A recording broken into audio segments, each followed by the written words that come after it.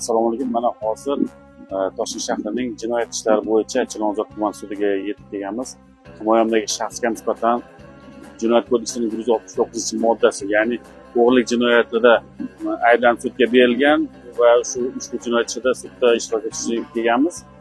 Himoyamdagi shaxs tomonidan jabrlanuvchilarga nisbatan yetkazilgan moddiy zarar to'liq ravishda qoplattirdik va umid qilamizki, sudda unga nisbatan yengillik qo'llanishini umid qilamiz.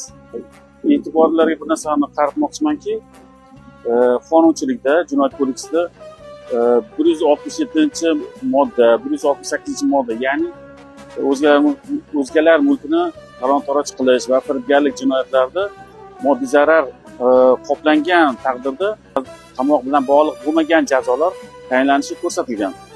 Ammo 169-modda, ya'ni o'g'irlik jinoyatida esa mana shu norma mavjud emas. Men xohlardimki, qonunchilikka o'zgartirish kiritish kerak deb o'ylayman. Mana shu 169-moddasiga jinoyat sodir qilgan shaxslar tomonidan moddiy zarar to'liq qoplangan tarzda ularga qamoq bilan bog'liq bo'lmagan jazo tayinlashni kiritish kerak deb o'ylayman. Va mana shu tarzda o'zgartirilsa, shaxslarga mana shu jinoyat sodir qilishda ayblangan shaxslarga imkoniyat yaratilgan bo'lar edi. Rahmat.